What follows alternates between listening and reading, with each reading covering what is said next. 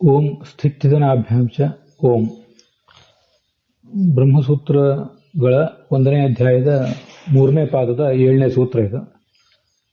ಈ ಸೂತ್ರ ಭಾಷ್ಯದ ತತ್ವಪ್ರದೀಪ ನಾವೀಗ ನೋಡ್ತಿದ್ದೇವೆ. ಕಳೆದ ದಿವಸ ನಾವೇನು ನೋಡಿದ್ವಿ, ಅದರಲ್ಲಿ ಕೆಲವು ಸ್ಪಷ್ಟೀಕರಣಗಳನ್ನು ಪಡ್ಕೋಬೇಕಾಗಿತ್ತು ಅಂತ ಕಾಣಿಸ್ತು ನನಗೆ. ಅದಕ್ಕೆ ಅಲ್ಲಿದ್ದನ್ನ ಇನ್ನೊಂದ್ಸರಿ ಹೇಳಿ ಮುಂದೆ ಹೋಗ್ತೇನೆ. ಈ ದ್ವಾಸಪರ್ಣ ಸೈಜಾಸ ಖಾಯ ಇತ್ಯಾದಿ ಕಡೆ ಭೇದವನ್ನೇನೋ ಪ್ರತಿಪಾದನೆ ಮಾಡಿದ್ದಾರೆ, ಇಲ್ಲ ಅಂತಲ್ಲ. ಆದರೆ ಆ ಭೇದ ವಾಕ್ಯಗಳೆಲ್ಲವೂ ಕೂಡ ಅತತ್ವಾವೇದಕ ಅಂತ ಅವರು ಹೇಳಿ ನುಣಿಸಿಕೊಳ್ಳುವ ಪ್ರಯತ್ನ ಮಾಡಿದರು. ಅದಕ್ಕೆ ತ್ರಿವಿಕ್ರಮ ಪಂಡಿತರು ಹೇಳಿದರು, ಅತತ್ವಾವೇದಕ ಅಂತ ಆದರೆ ಪ್ರಮಾಣವೇ ಆಗೋದಿಲ್ಲ, ಪ್ರಮಾಣ ಅಂತ ಆದರೆ ಅದು ಅತತ್ವಾವೇದಕವೂ ಆಗೋದಿಲ್ಲ. ಅತತ್ವ ಅಂದರೆ ಯಾವುದು ವಾಸ್ತವ ಅಲ್ವೋ ಅದೇ ಅತತ್ವ, ತತ್ವವೇ ವಾಸ್ತವ, ಅತತ್ವವೇ ಅವಾಸ್ತವ. ಅವಾಸ್ತವವನ್ನು ಹೇಳಿದರೆ ಅದು ತತ್ವಾವೇದ ಪ್ರಮಾಣವೇ ಆಗೋದಿಲ್ಲ. ಈ ಕಪ್ಪೆ ಚಿಪ್ಪನ್ನು ನೋಡಿ ಬೆಳ್ಳಿ ಅಂತ ಜ್ಞಾನ ಬಂದಾಗ ಅದನ್ನು ಅಪ್ರಮಾಣ ಅಂತ ನಾವು ಒಪ್ತೀವಿ, ನೀವು ಒಪ್ತೀರಿ. ಯಾಕೆ ಅದು ಅಪ್ರಮಾಣ ಅಂದರೆ ಅತತ್ವಾವೇದಕತ್ವಾತ್, ಅವಾಸ್ತವವಾದ ರಜತವನ್ನ ಅದು ವಿಷಯೀಕರಿಸ್ತಾ ಇರೋದ್ರಿಂದ ರಜತ ಭ್ರಾಂತಿಯನ್ನ ಅಪ್ರಮಾಣ ಅಂತ ಎಲ್ಲರೂ ಹೇಳ್ತಾರೆ. ಹಾಗೆ ಅವಾಸ್ತವವಾದ ಈ ಜಗತ್ತನ್ನ ಭೇದವನ್ನ ಇದು ತಿಳಿಸಿಬಿಟ್ರೆ ಈ ವೇದಗಳು ಕೂಡ ವೇದಾದಿ ಶಾಸ್ತ್ರಗಳು ಕೂಡ ಅಪ್ರಮಾಣ ಆಗಬೇಕಾದಿತ್ತು ಅಂತ ಅದರ ತಾತ್ಪರ್ಯ.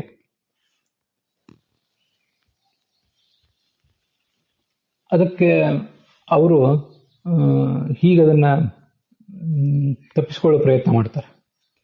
ಈಗ ಅದ್ವೈತಿಗಳ ಹೆಗಲ ಮೇಲೆ ಇರುವ ಜವಾಬ್ದಾರಿ ಏನು ಅಂದರೆ, ಕಪ್ಪೆ ಚಿಪ್ಪನ್ನು ನೋಡಿ ಬೆಳ್ಳಿ ಅಂತ ಏನು ಭ್ರಮೆ ಬಂದಿದೆ ಅದು ಮಾತ್ರ ಅಪ್ರಮಾಣ ಆಗಬೇಕು. ಅಯಂ ಘಟಃ ಅಯಂ ಪಟಃ ಇತ್ಯಾದಿ ಜ್ಞಾನ ನಮಗೇನು ಬಂದಿದೆ, ಈ ಜ್ಞಾನಗಳು ಯಾವುದು ಕೂಡ ಅಪ್ರಮಾಣ ಆಗಬಾರ್ದು. ಇದನ್ನ ಅವ್ರು ಹೇಳಬೇಕಾಗಿದೆ. ಇದು ಕೂಡ ಅಪ್ರಮಾಣ ಅಂತ ಆಗಿಬಿಟ್ರೆ ಇವು ಅತತ್ವಾವೇದಕ ಆಗ್ತದೆ. ಇದನ್ನೆಲ್ಲ ತಿಳಿಸುವಂತಹ ವೇದವು ಕೂಡ ಅಪ್ರಮಾಣ ಆಗಬೇಕಾಗ್ತದೆ. ಇದು ಈ ಜವಾಬ್ದಾರಿ ಅವರಿಗಿದೆ.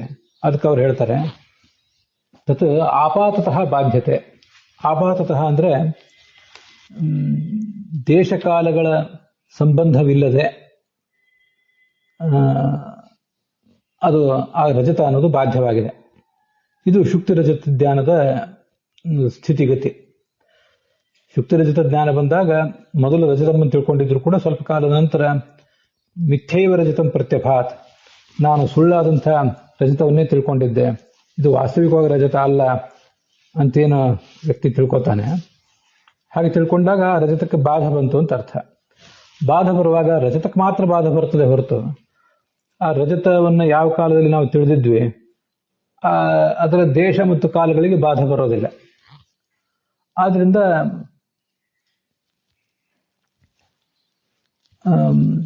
ಅದು ಅಪ್ರಮಾಣ ಆಗ್ತದೆ. ಇದಂ ರಜತಂ ಎಂಬ ಜ್ಞಾನ ಅಪ್ರಮಾಣ ಆಗ್ತದೆ. ಘಟ ಪಟ ಮೊದಲಾದ ವಸ್ತುಗಳಿವೆ ಅಲ್ಲ, ಇವೆಲ್ಲವೂ ಕೂಡ ಬಾಧಿತ ಆಗುವಾಗ, ಬ್ರಹ್ಮಜ್ಞಾನದಿಂದ ಬಾಧಿತ ಆಗುವಾಗ ದೇಶಕಾಲಗಳ ಜೊತೆಗೇನೆ ಬಾಧಿತ ಆಗ್ತವೆ. ಆದ್ರಿಂದ ಅದು ಪ್ರಮಾಣ ಆಗ್ತದೆ ಅಂತ ಅವರ ಸಮಾಧಾನ.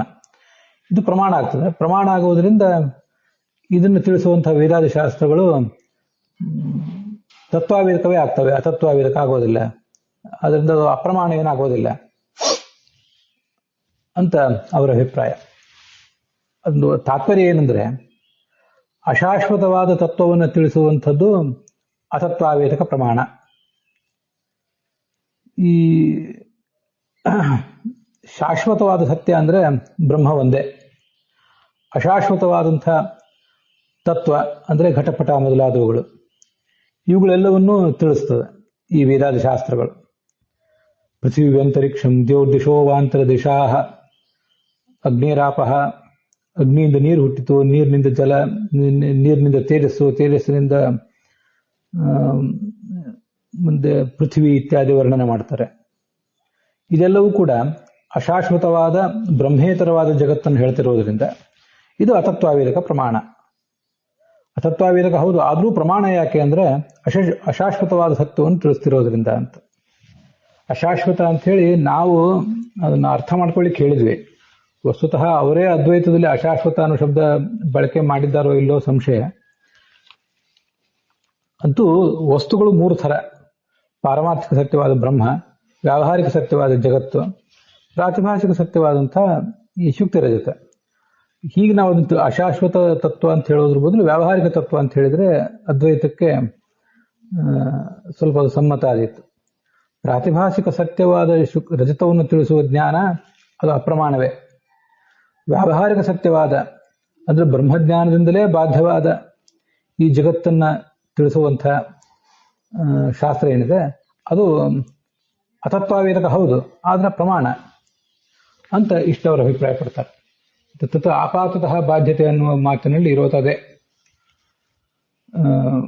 ಈ ಶುಕ್ತಿರಜತ ಮೊದಲಾದದ್ದು ಆಪಾತತಃ ಅಂದ್ರೆ ದೇಶಕಾಲಗಳಿಗೆ ಬಾಧವಿಲ್ಲದೆ ತಾನು ಮಾತ್ರ ಬಾಧಿಸಲ್ಪಡುತ್ತದೆ. ಅಸ್ಯತು ಅಂದ್ರೆ ಈ ವ್ಯಾವಹಾರಿಕವಾದ ಈ ಜಗತ್ತೇನಿದೆ ದೇಶಕಾಲಾದಿಭಿ ಸಹೈವ, ಒಂದು ಸರಿ ಅದು ಬ್ರಹ್ಮಜ್ಞಾನ ಬಂದು ಬಿಟ್ಟ ಮೇಲೆ ಇಡೀ ಜಗತ್ತು ದೇಶ ಕಾಲ, ಆ ದೇಶ ಕಾಲಗಳಲ್ಲಿ ಕಂಡಿರುವ ಜಗತ್ತು ಎಲ್ಲವೂ ಬಾಧಿತ ಆಗಿಬಿಡ್ತದೆ.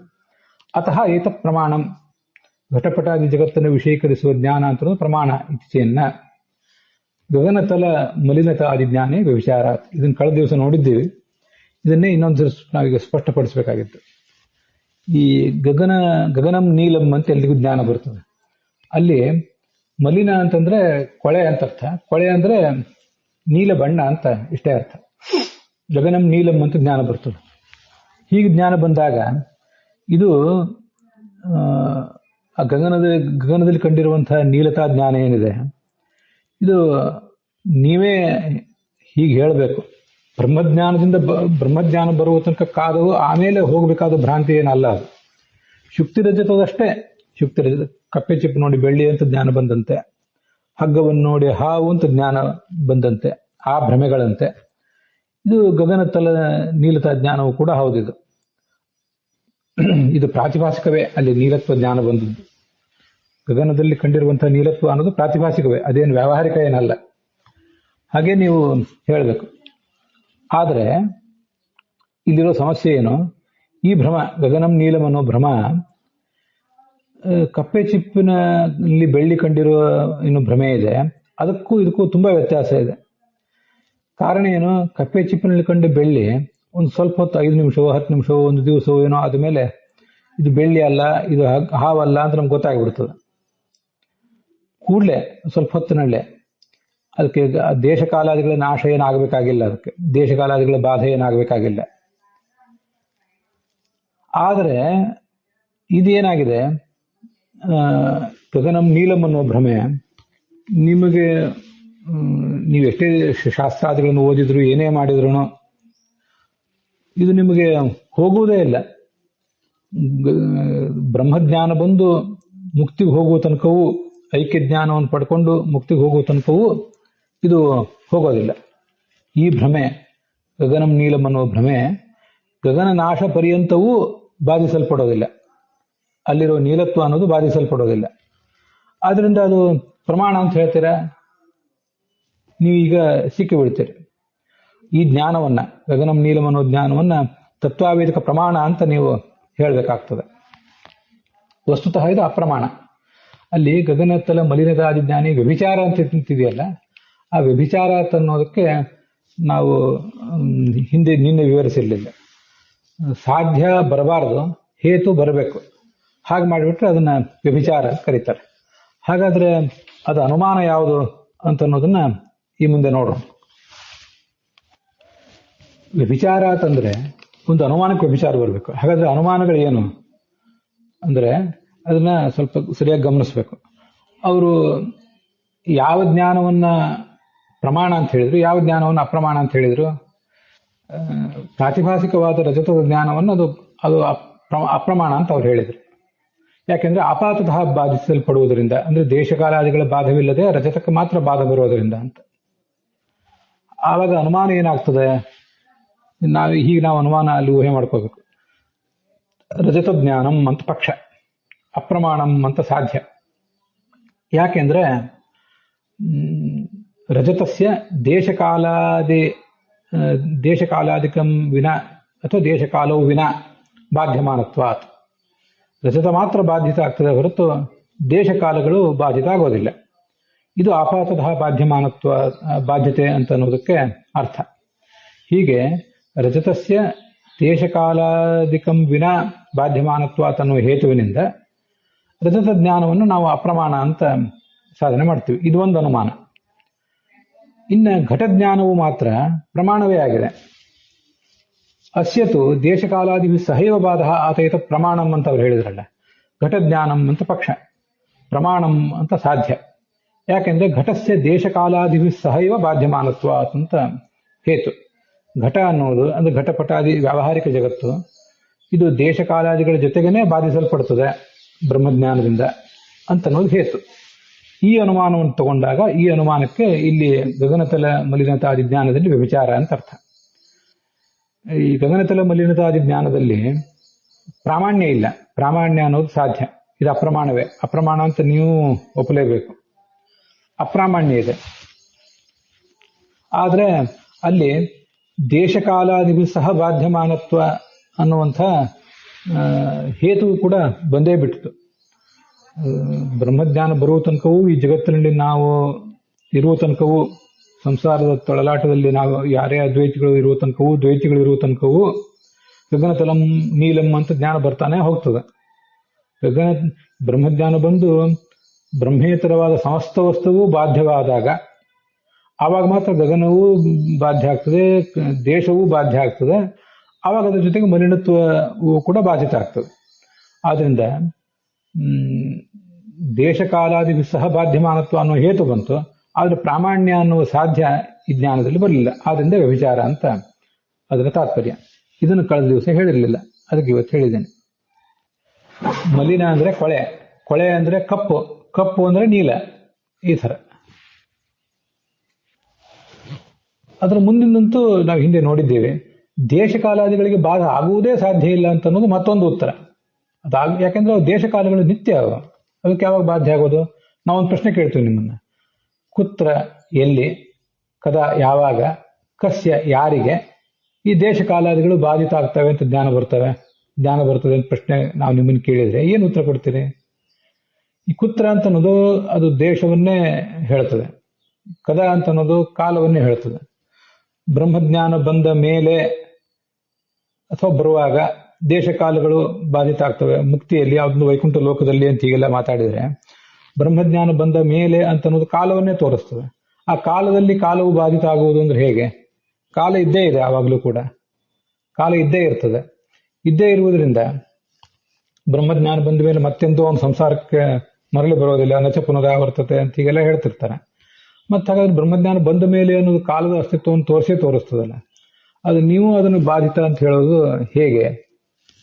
ಇದೇ ಬಹಳ ಪ್ರಧಾನವಾದ ಸಂಗತಿ ಅಂದ್ರೆ ಇದೆ. ನನಗೂ ಕೂಡ ವೈಯಕ್ತಿಕವಾಗಿ ನಮ್ಮ ಅನುಸಂಧಾನ ದೃಷ್ಟಿಯಿಂದ ನಮ್ಮ ಎದುರಿಗಿರುವಂತಹ ಈ ಸುತ್ತಮುತ್ತಲಿನ ವಸ್ತುಗಳು, ಅಧಿಕಾರ, ನಮ್ಮ ಸ್ಥಾನ ಮಾನ, ಮತ್ತೆ ಗಂಡು ಹೆಣ್ಣಿನ ಸಂಬಂಧ, ಬಂಧುಗಳ ಸಂಬಂಧ, ಮಿತ್ರರ ಸಂಬಂಧ, ಇವು ಎಲ್ಲ ಸಂಸಾರ ಲೊಳೆ ಅಂತ ದಾಸರು ಮೊದಲಾದವರು ಹಾಡಿದ್ದಾರೆ.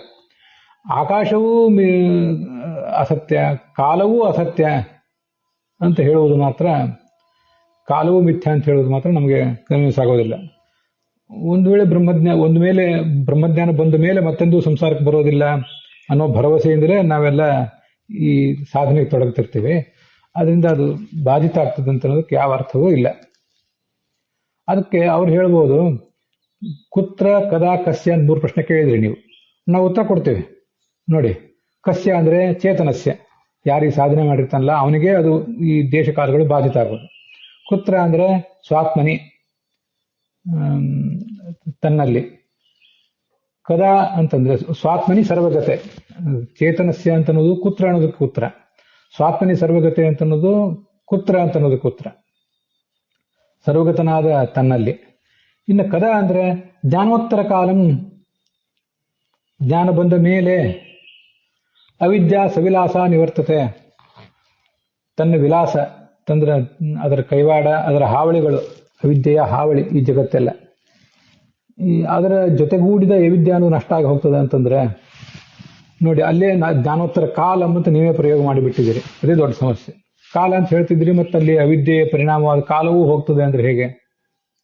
ಅವಿದ್ಯೆಯ ಪರಿಣಾಮವೇ ಈ ಘಟ ಪಟ ಪೃಥ್ವಿ ಮೊದಲಾದ ಮಹಾಭೂತಗಳು, ಮಹತ್ತತ್ವ, ಅಹಂಕಾರ ತತ್ವ, ತನ್ಮಾತ್ರಗಳು, ದೇಶ ಕಾಲಗಳು ಅಂತ ನೀವು ಹೇಳಬೇಕು. ಅವಿದ್ಯೆ ವಿಲಾಸ ಅಂತ. ಅವಿದ್ಯೆ ಹೋಗುವಾಗ ದೇಶ ಕಾಲಗಳು ಹೋಗ್ತವೆ ಅಂತ. ಅವಿದ್ಯೆ ಹೋಗುವಾಗ ಅಂದ್ರೆ ಏನರ್ಥ? ಅವಾಗ ಅನ್ನೋದು ಕಾಲವೇ ಅಲ್ವಾ?